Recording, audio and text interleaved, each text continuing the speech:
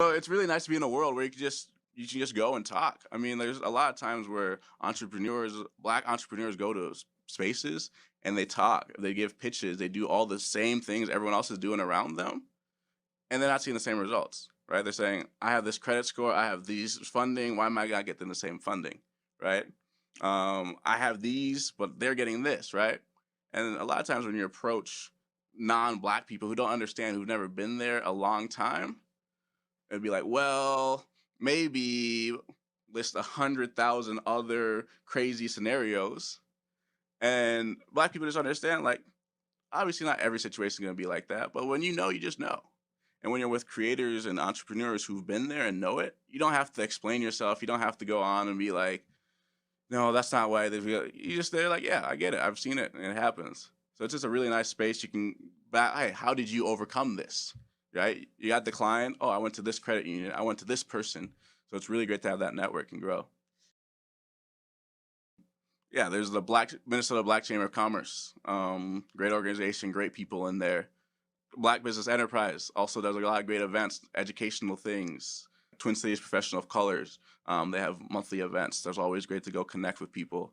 Even apart from business, just personally, I mean, some of my people I just work best with, friends-wise, are there. So just a good space because there's not a lot of black professionals in Minneapolis. Like, if you look at those positions, there's not a lot of us. So it's really great to have a space, and a lot of people there are like, I never knew this would even exist in Minnesota. I didn't even know there's this many of us in Minnesota.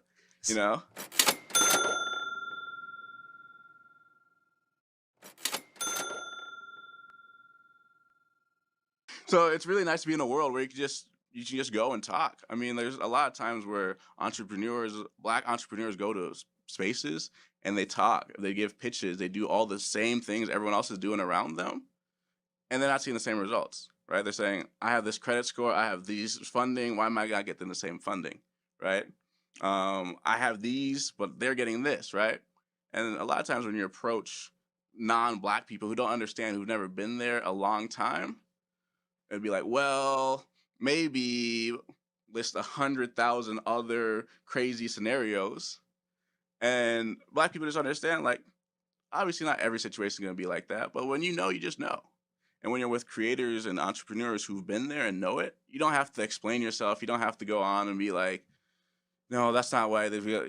They're like, yeah, I get it. I've seen it and it happens. So it's just a really nice space. You can, hey, how did you overcome this? Right? You got the client. Oh, I went to this credit union. I went to this person. So it's really great to have that network and grow. Yeah, there's the Minnesota Black Chamber of Commerce. Great organization, great people in there. Black Business Enterprise also does a lot of great events, educational things. Twin Cities Professional of Colors. They have monthly events. There's always great to go connect with people. Even apart from business, just personally, I mean, some of my people I just work best with, friends-wise, are there. So just a good space because there's not a lot of black professionals in Minneapolis. Like, if you look at those positions, there's not a lot of us. So it's really great to have a space, and a lot of people there are like, I never knew this would even exist in Minnesota. I didn't even know there's this many of us in Minnesota. So I am the owner of Strive Staffing. Have a staffing company here in Minneapolis and St. Paul, and I hire second chance people. I hire people with background barriers. I hire people with homelessness, and a plethora of other issues. I really am looking to bring opportunity to those people. So right now, our biggest contracts are in the stadiums. I provide union cleaners in the stadiums. Why staffing? How did you get into that? I had a job with a company called Entourage, and they did the Super Bowl at the Armory, and I was a banquet manager there, and I acquired 150 people to work the week at the Armory, and just that experience hiring, yeah. Just in that week, you got 150 people work the concert or work the event each day. Each day, yeah. And when? What year? Was that 2018 when the Super Bowl was here? Wow. Yeah. So, yeah, I think it was 2018. And, I realized that I can find people, I can source them. And, my skills that I already had kind of made me pretty good at that. So I was able to get those. I got a $200 bonus for doing that, which was really quite low. And then I ended up getting fired for letting some people eat some food. Wow. Best case scenario. So I get fired, and at the same desk I say, all right, I'm gonna start a temp service. And they said, come back. We'll be your first contract. I came back a month later, and that's what started it. Wow. So how did you get from 150, and now you said most of the stadiums around? How does that growth happen? Faith, a lot of faith. Yeah. It just keeps. I just keep going, and more doors keep opening. We are the only union staffing company that exists here. There never was one before that here, and I was like, why can't we? Why can't we do this thing that doesn't exist? And there was no good answer. Like anywhere, or just in Minnesota? Anywhere. Really? Yeah. There's one example in Wisconsin, but they only provide people to Harley Davidson. Okay. So, I made a connection with a guy who was the director of growth for the AFL-CIO. What's that? That's like the union of unions. Okay. So most unions are under the umbrella of the AFL-CIO. And I employed his daughter when she got out of, when she came out of some treatment. And she told him about what I was doing. He was like, oh, I really want to meet him. And man, what a door to open. He's really, I'm signed with the SEIU 26, which the SEIU is like janitors and security guards, and that's the largest union in the nation. Wow. So I'm signed with them, and that was my first union. Now I have 2 other contracts with unions, Steelworkers and Unite Here 17, and the goal is the temps are already being used, right? But the union's missing out on those dues. They're missing out on the ability to protect those people. And I saw that gap there, right? Like, why can't we have the union representing these people that are going to be working there anyways? Mm. And it was a solution to a big problem, which is more and more companies are using temps to kind of skirt their responsibility, for basic, life needs for those people. So I'm bringing in with the union, hey, your contract says you have to use a union staffing company now. Here's your staffing company. Now the temps coming in are union, they're covered, they're paying dues. So it's a win-win for the union, and it's a win-win for the temps, I think. Yeah, that's really cool. I didn't think that's why businesses were using more temps. But as you go, have you seen pushback from businesses, from people who, like, we don't want to pay union dues, we don't want to have to pay extra? Has there been? Well, there is no pay extra. It's still the same rate. Like, I don't have to pay the union. The workers do out of their dues. There's some workers who, decide not to join the union, which is fine. They don't have to.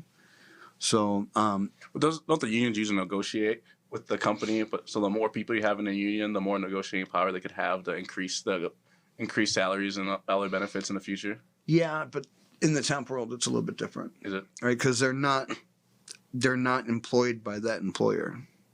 So really, it's just the biggest catch is getting the dues. Let's keep that straight, right? That's millions of dollars they're not getting because they have temps filling what were historically full-time union positions. So you fill that gap, right? And then you give them the protection also. So now, a temp's going to get all their breaks. A temp has somebody they can talk to if they're being treated wrong by the management and they have union representation. So it really works in both parts, right? As a business owner, it just opens doors. Yeah, makes sense. That's the whole point of it. Like, I believe workers need unionizing. Otherwise, everything's going to be Amazon. Yeah, I agree with that. So let's talk more about how you got here. Okay. You started your business in 2018. How old are you? 45. 45. So that was 4 years ago. Nope. It's another 41 years. How did we get to who we are now? Oh, boy. Where do we start? How far back do you want to go? Whatever you want to share. So, born in South Minneapolis. My father is black. My mother's white. My father was then stabbed and left for dead when I was 3 at a bar called Moby Dick's. And he ended up being a vegetable till I was 8. Wow. So that just sets up, like, so I'm half black. That's really tough. So at 5, my mom meets my soon-to-be stepdad, and I get moved from inner city Minneapolis, where it's, you know, all colors and races are represented, like everything's colorblind, to North St. Paul, which wasn't that kind of a setup. Yeah. You know, and I mean, you see me now, I don't look like, you know, you wouldn't look at me and be like, oh, that's a black man. You know what I mean? Yeah. That's not people's first thought. It was that. It was when I was Really? I don't know how. Wow. That was just darker than everybody else there. You know, so every argument with friends, every fight ended with, you know, being called a nigger, and then the fight would escalate. Wow. Like every time. You Wow. know? So, you know, I moved out to North St. Paul. Their biggest thing was hockey, and I played hockey. You know, I started that at like 5, 6 years old, and God, I loved it. You know, hockey was my sport. It also got me to fit in as much as it could. You know, still, all the way through, you know, junior high and all that. Every argument ends with that. Still. No, yeah, at that point. Wow. Oh yeah, That's crazy. Yeah, so there's all those things, right? Being different than, you know, all the setups for what would be my 20s and 30s. Yeah. You know, ended up getting, you know, I was really good at hockey. I always wanted to be, you know, number 1 or 2 on the team. Like I just have that kind of drive in all my pursuits, and I was doing really well. That was my only plan in life. I planned on going to college for hockey, and then the year before, so right the summer before my junior year, I got injured. I got a calcified hematoma on my thigh, which is a deep muscle bruise that calcifies. So I had a straight leg. So I went from like 199, 200 pounds of just cock diesel 16, 17-year-old, you know, at 200 pounds, you know, kid, to 150 pounds. So I lost like 4 inches off my thighs. Wow. I had mutant thighs, but you know, like I just lost so much, you know, and I lost my drive for a little bit, and, you know, got introduced to opiates and, you know, all the other things that come with high school. So the drinking, like I never had time for any of that before. I had no desire for it. But, you know, I started smoking weed, started drinking. Actually, I didn't really drink too much, but then I, you know, slowly got into acid and cocaine, and then I discovered selling drugs, and oh boy, I found my spot. Yeah. Now I was wanted at every party. You know, Yeah. now people were happy to see me show up places. Now you're somebody. Now I'm somebody. Yeah. Right. But I'm not making the relationships I want. I want real deep relationships, right? But everything's surface. Everything's superficial because I'm wanted for something. And, you know, I went in hard because I found my belonging. You know, I moved out at 15,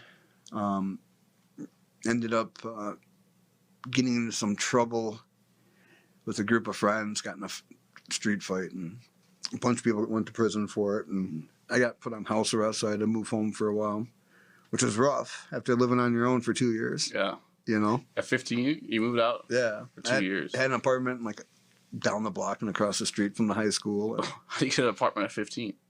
I was unbearable. Really? Yes, I rebelled so hard. I mean, I lost my hockey, right?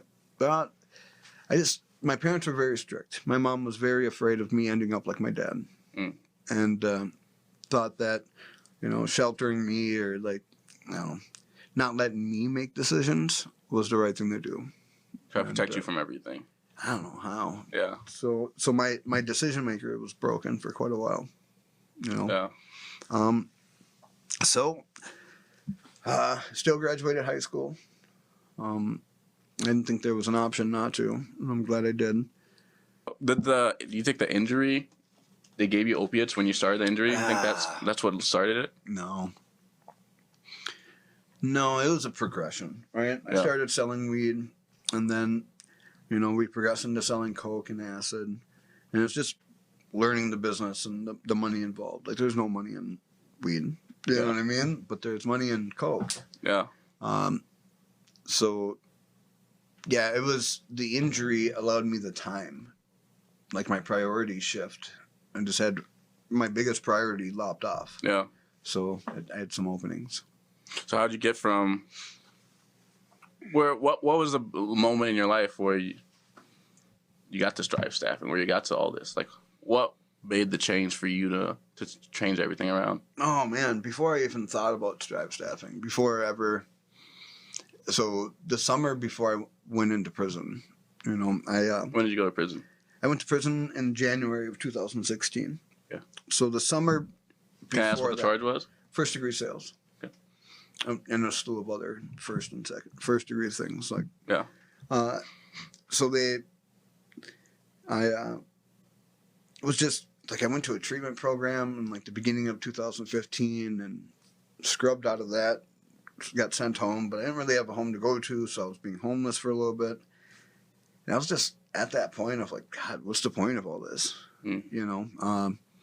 I did too much heroin a couple times on purpose to see what happened, like Russian roulette. And I woke up every morning. One time I audio recorded myself, and, I had that, me doing the death rattle for 45 minutes to an hour, like I should have been dead. But I didn't die.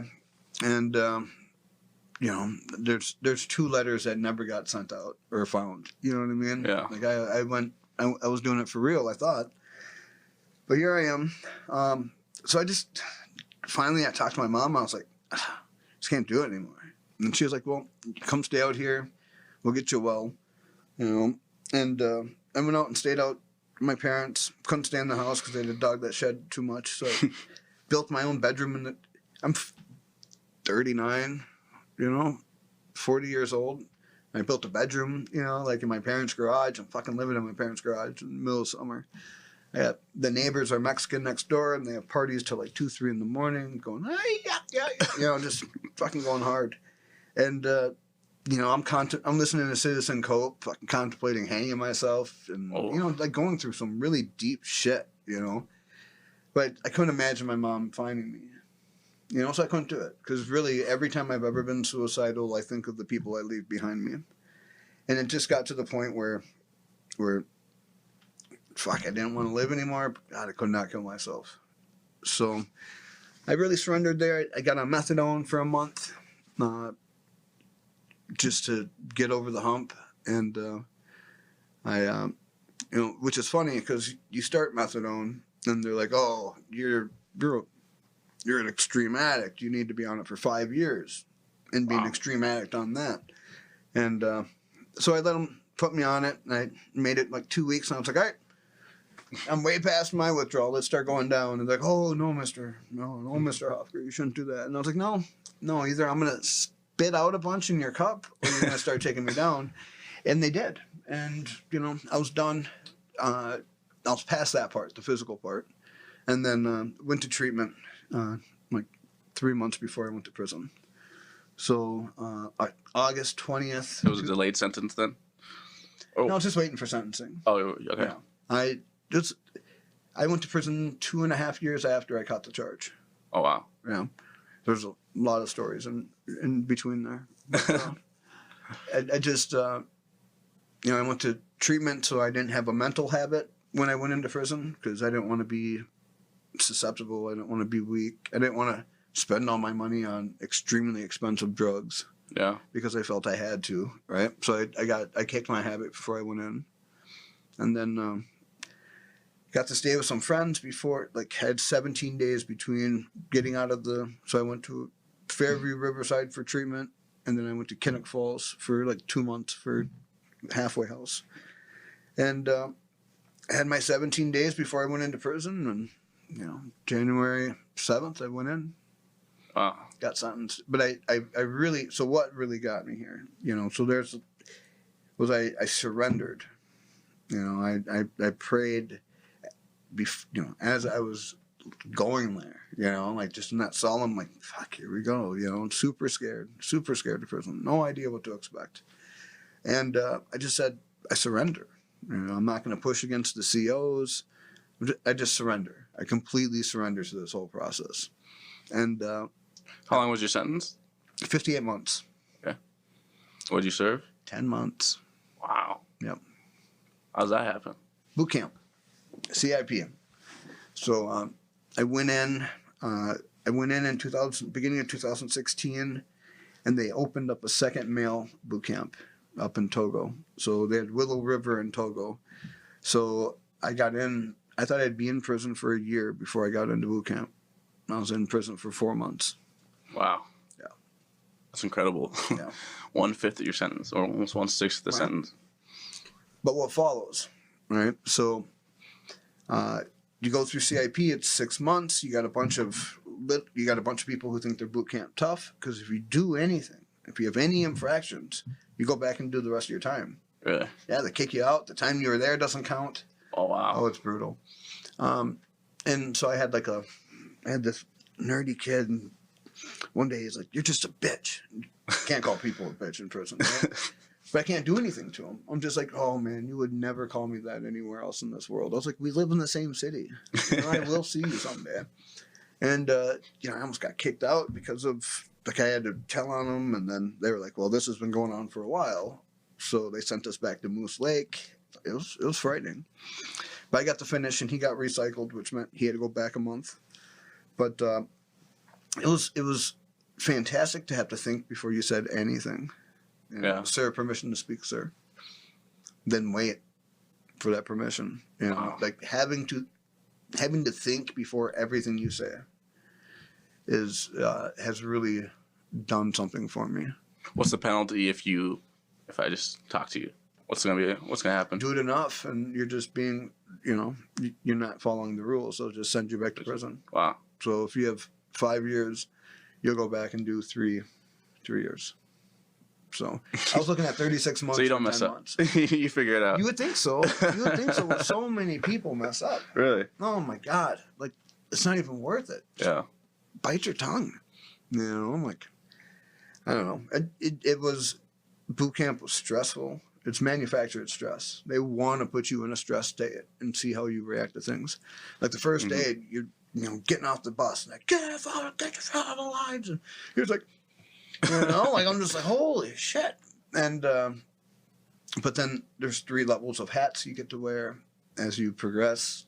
2 months in, 4 months in, and you feel yourself maturing. And all of a sudden you're becoming the people who help the new people coming in, and you get to see them progress. Yeah. I had a group of 16 of mine, and we were Tango. Tango was our group name. Out of 16 people, 2 of us stayed out of prison. Wow. So you come out on ISR, intensive supervised release, and you're pretty much on house arrest. You have to call to make any movement. They give you they'll give you an hour every 2 days to go to the gym or run, whatever you're gonna do. So I went to the gym religiously, and then they'll give you 2 days to go to an AA meeting, maybe 3, and you slowly earn more privileges. Can you have people come to you? Yeah, but they have to be on a list that's approved. Oh yeah, you're still in custody. Yeah, is what it is. They show up anytime. So when I got back and I was staying with my friends in Brooklyn Center, this guy Lance Culliver, he's like, when you're in prison, everybody's like, "Oh man, I hope you don't get Lance." Blah blah blah. He's an asshole, but I got to know him. But his first thing, he shows up, takes off his glasses, and he's like, "My name is Lance Culliver.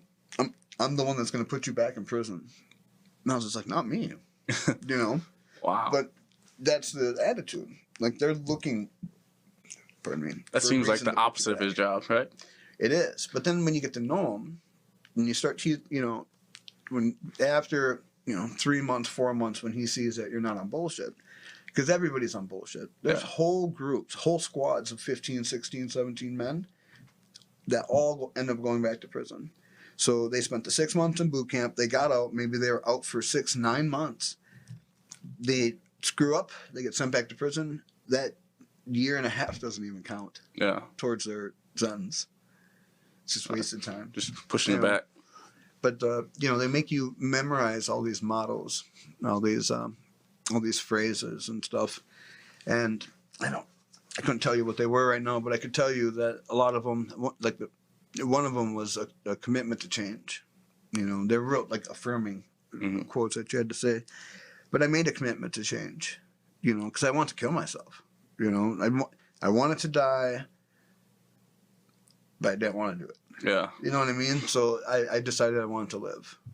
So, that statement, I am making a commitment to change, I took wholeheartedly. Yeah, that's what I mean. That's what I love about your story. We talk about it. You see guys make it out. I'm out. I'm good. Don't ever reach back out to the guys they saw. You made your own company for guys exactly like you, right? Like most companies wouldn't have hired you now. No. Right? So you made a position for other people. You do everything for yourself, right? Like I've never seen someone so motivated where it's like, I'm choosing this, I'm going to go do it. I mean, it's incredible. Does that come from something? Or is that always something you've always had? I think it's something I've always had. Like I've always wanted to be, like I said, with the sports thing, I've always had the drive to be, one of the best on the field or on the ice. Selling drugs, I had a drive to get a plug, to get somebody that, is kind of like looking past me to look at me and be like, oh, well, you're a viable option. In the drug world, that's a thing, right? You're trying to get somebody to trust you with credit, pretty much most of the time, and their safety. So that has really come in handy.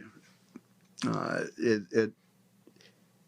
just feel that the whole Manifest Nation is like my online persona. I really believe.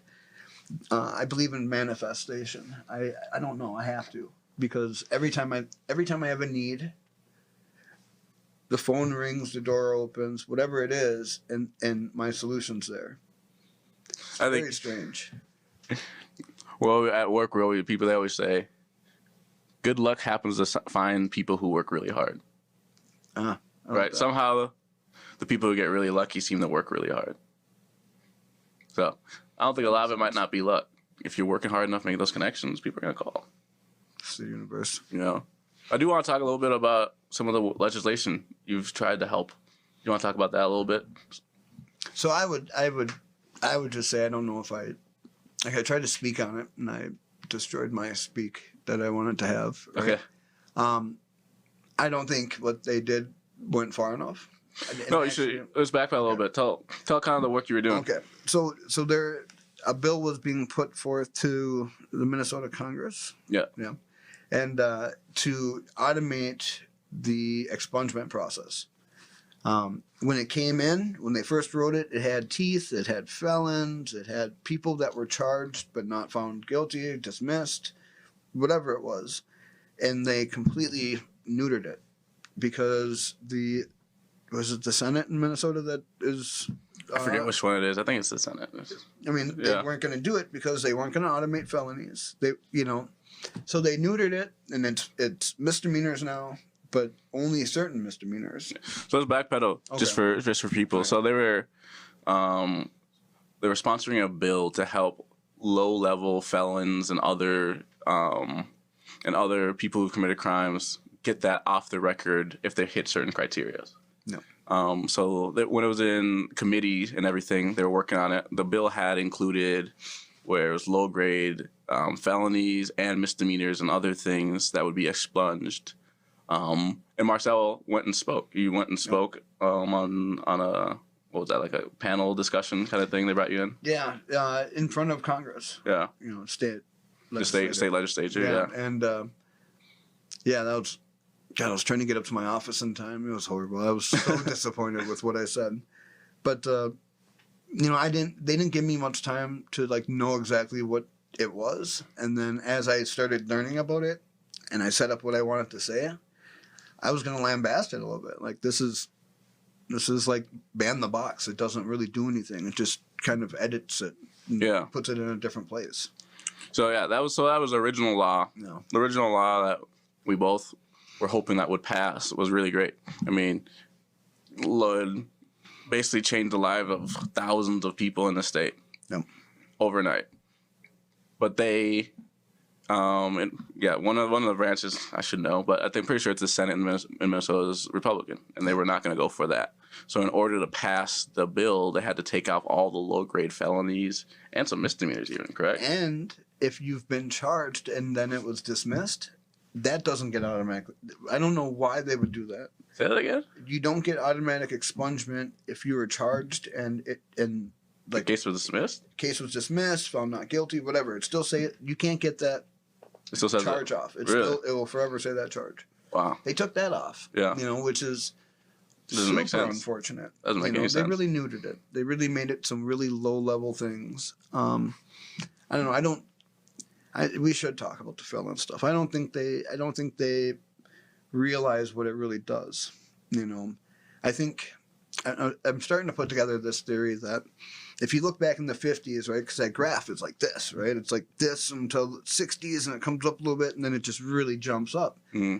If you were a felon back in the 50s, you were either a minority or you were a bad criminal. Yeah.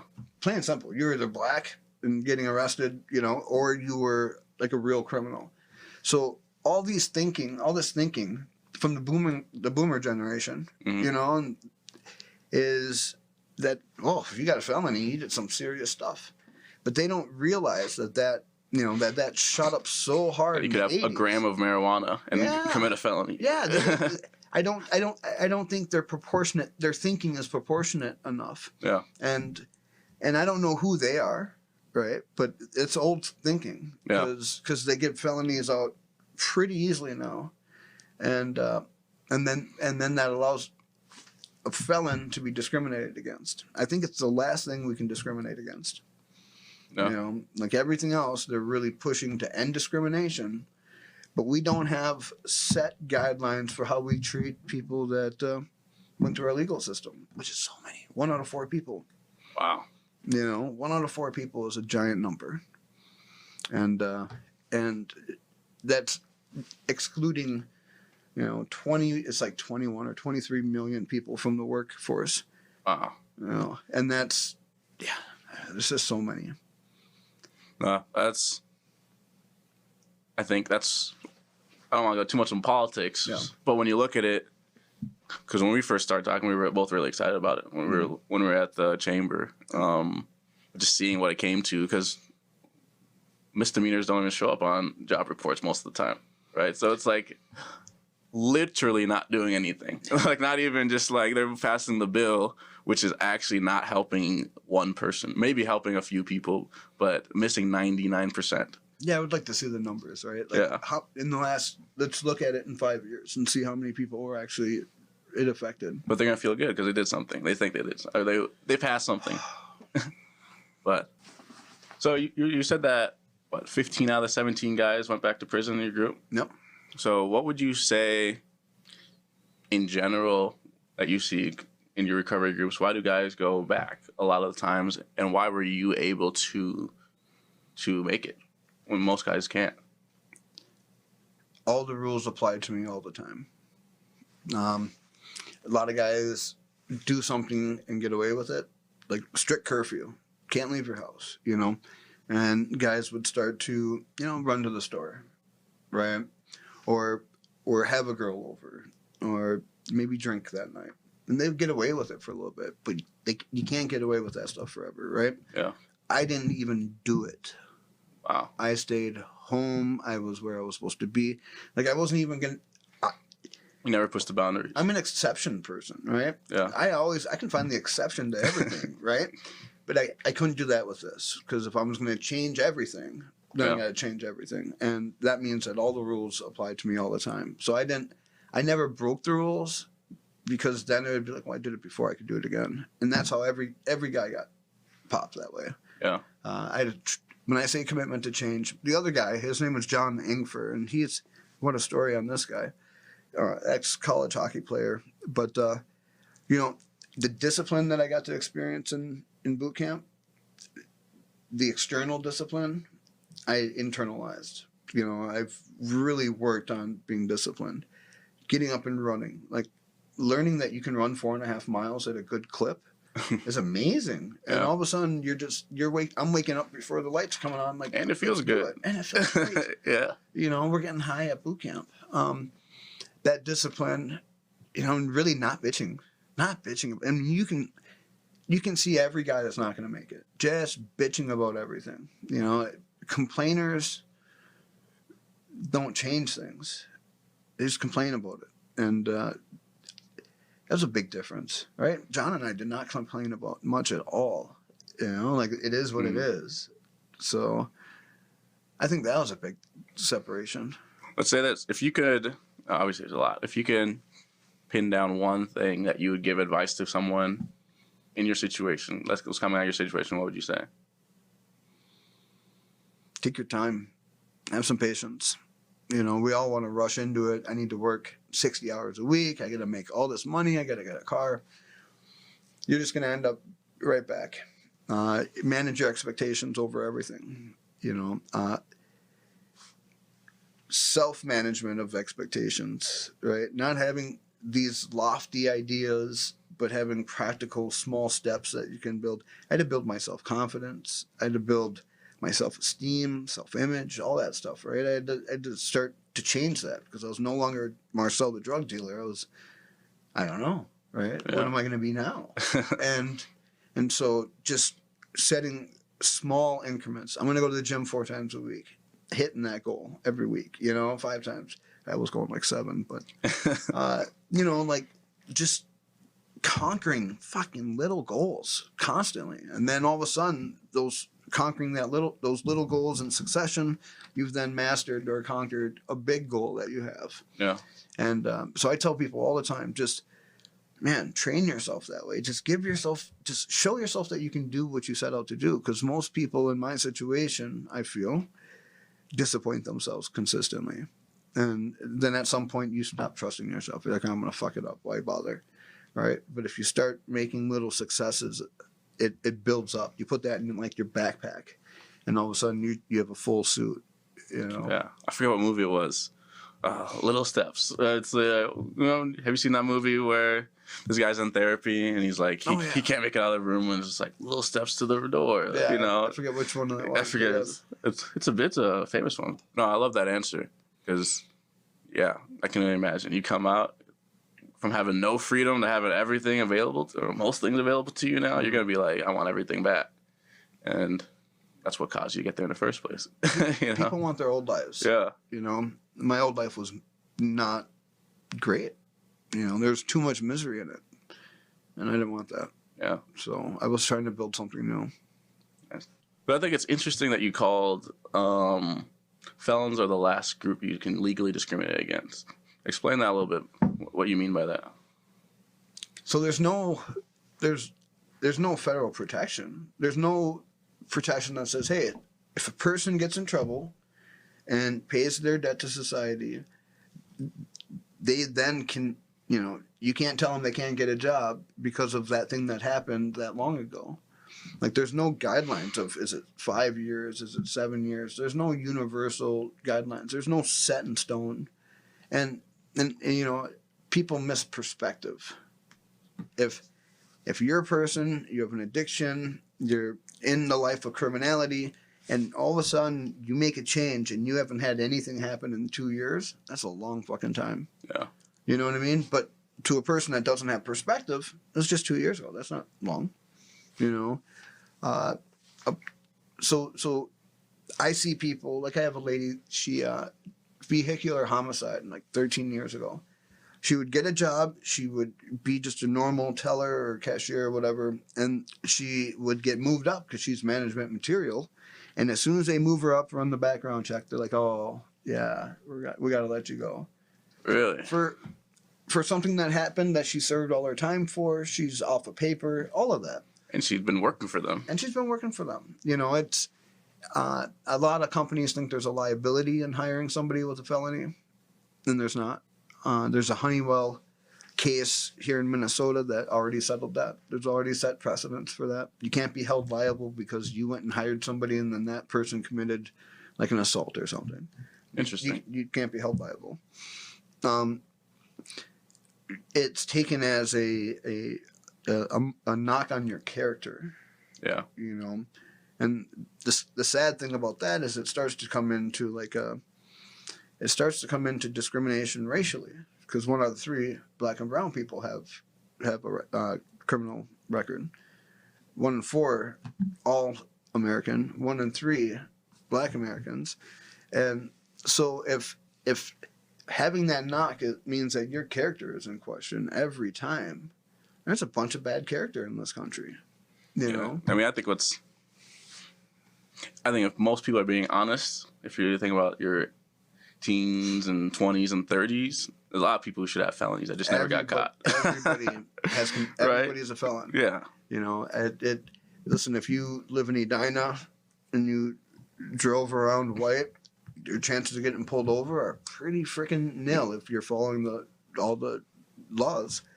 But reverse that for somebody else, or you know, I could drive around the worst neighborhoods in North and I wouldn't get pulled over. You know, I tell people I got pulled over 15 times, over 15 times in my life. That's insanity. On 1 ticket. Yeah, that's just. You know, I grew up in Minnetonka. You get pulled over for anything. Yeah, people don't believe it. I take a picture every time, just because I can keep it because people don't believe it. I get pulled over all the time for random stuff, and it's like, don't give me a ticket. Just want to see what's going on. Anybody can catch a felony. Yeah. And I sat at a round table in Rochester, and we were talking about felons. And I was there with the head of prisons, the sheriff down in Olmsted County, and like all these people. And I was like, everybody here has committed a felony. You know, I was like, because there's a disconnect. They don't know how hard it is. You know, they don't realize that if you're a felon in Minnesota here, you can't rent to a felon if it's a shared entrance. So apartment complexes. I know that. They can't rent to you. They're not going to rent to you. That's discrimination, right? It doesn't matter how old it is. Yeah. You know, there's no set date. Minnesota doesn't have like a limit on background checks. Do other states? Suggestion. Yeah, there's some states that have 7 years, some that have 5. Okay. It should be federally set, I would think. Good luck. Yeah. We can't get in. I really think there is a really good opportunity for felons to come together. And I'm not talking about active felons. Yeah. Right? I'm talking about people who have aged out of crime, people who have turned their lives around, people who are just marked with that blemish. There's over 10,000 in Minneapolis, right? Guarantee there's over 10,000 in Minneapolis.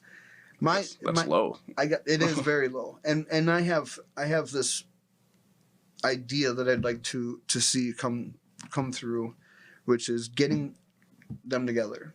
Let's start building a felon coalition. And I mean, if we can get, I'm just going to use 10,000 people, right? That can sway any local vote. You know, that's power. Yeah. Well, let's start having, let's have this. It's not a pack. It's like a group.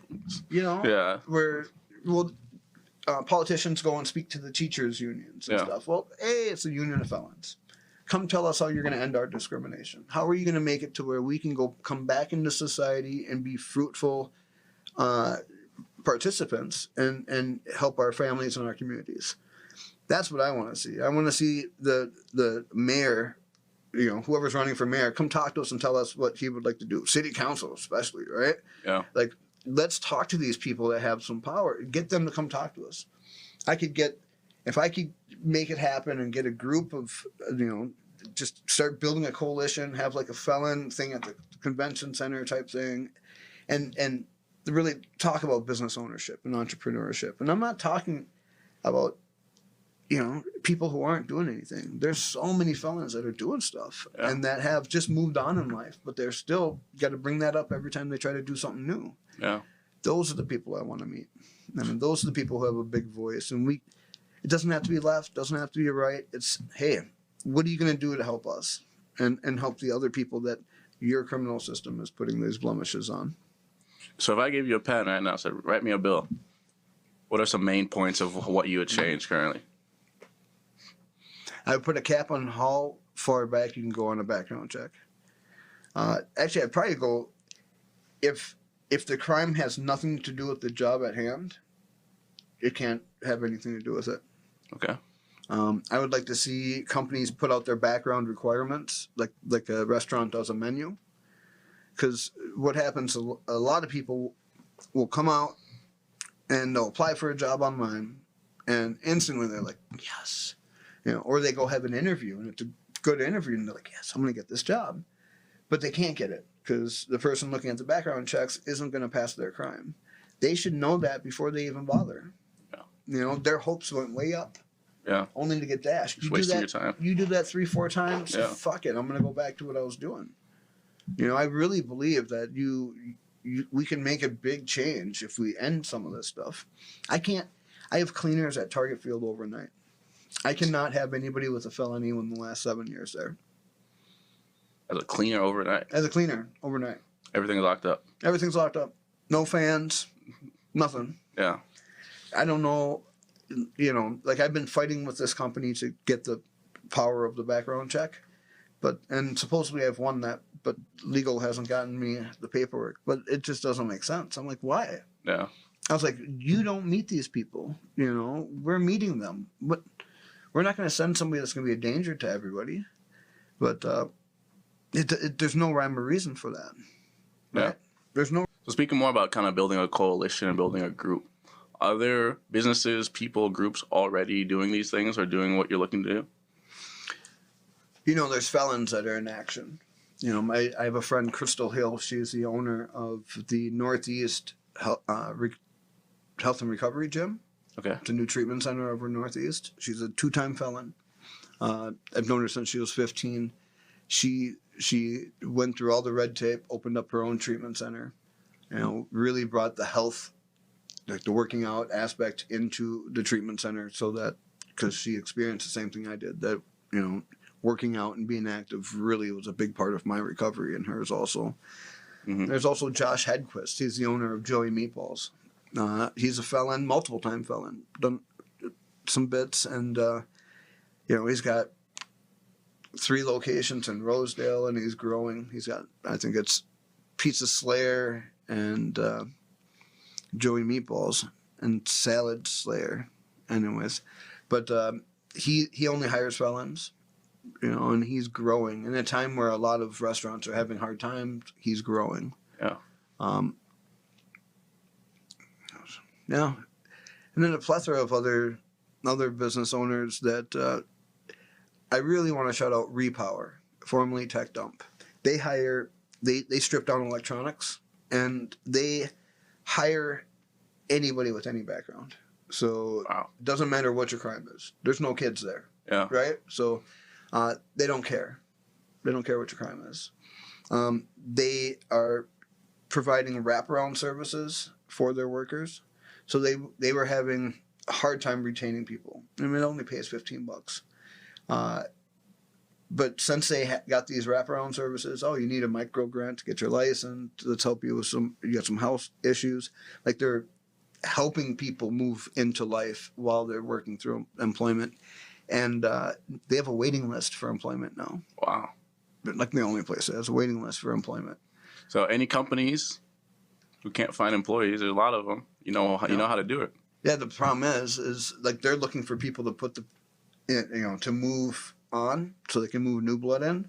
And they're going to manufacturers and different companies and saying, hey, we have people that are vetted. We've worked with them for a year to 16 months or 18 months. We'd like to share them with you, like get them working for you. And they're like, oh yeah, we'd love to. And they're like, all right, but you got to take every background. And they're like, oh yeah, we'll do that, except. And that listing. That's where the conversation ends. Yeah. The lowest recidivism rates are sex crimes and murder. It's like 5 to 10%. Really? Yeah. And especially sex crimes are such a wide swath of actual things. So, but Repower is doing that. I believe that that's probably our way forward for most like serious felonies, is building employment for them. Yeah. It's the only way we're going to get to do it, because You know, it's too hard of a mental jump. Like, people are more than willing to go along with punishing you for life for whatever you did, even if they don't know what it is. You know, Yeah. and these guys with the sex crimes, everybody thinks child molester instantly. You know, but there's there's the 18-year-old with the 16-year-old girlfriend. And they were over 2 years at one point. You know, like that's. Yeah. I've met plenty of those people. So, no, I think that's the worst thing. One of the worst things we do as a country is we have almost double the prison population of any other country, and we have no real means of reconciliation or rehabilitation. Like, there's no route, and we punish people forever, literally forever, for something you could do at 13. There's a guy, I want to say Alabama, who's serving a life sentence for like a couple grams of weed because it was his third strike. And the governor still won't expunge it won't get rid of it. It doesn't make any sense.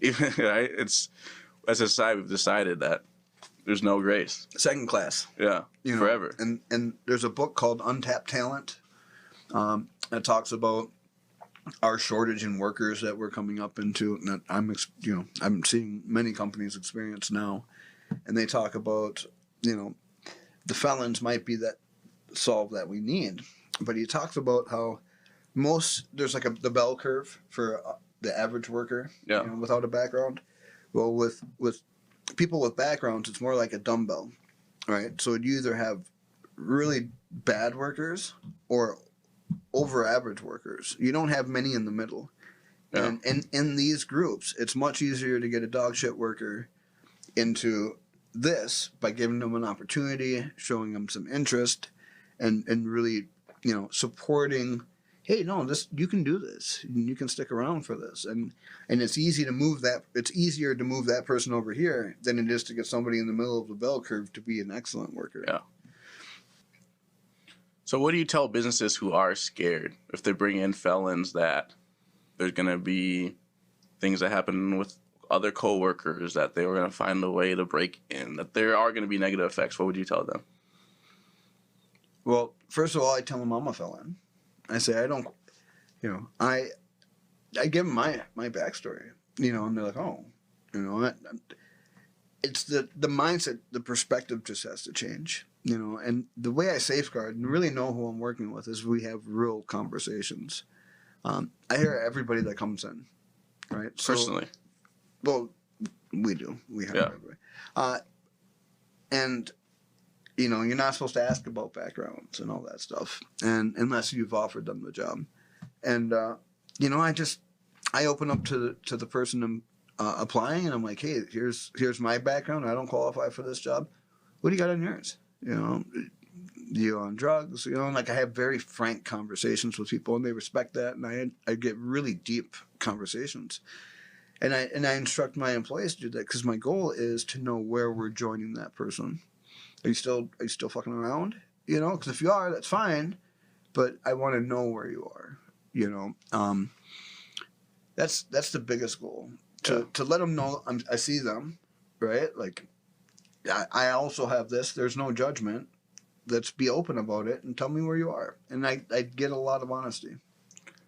Have you had any negative things happen in the workforce with people you've had? There's the occasional. I mean, when you're working in a giant place with a lot of people, you never know who steals something. Yeah. Right. So that's an issue. I always tell people, don't bring more than you want to lose.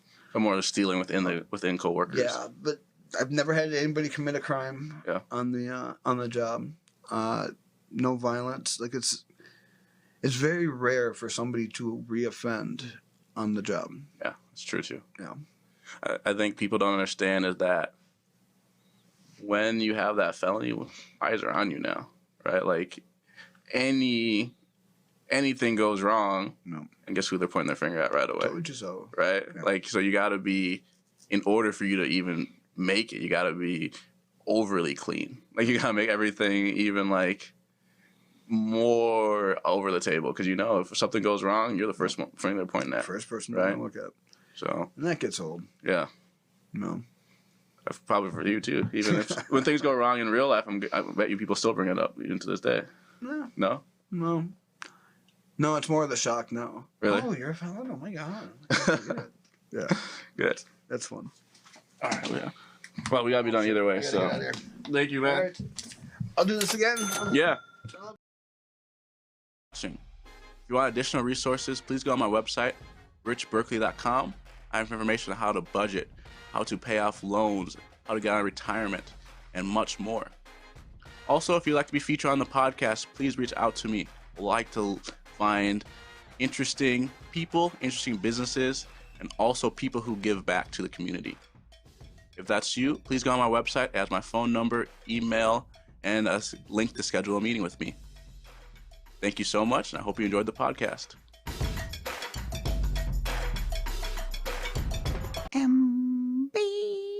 MBC.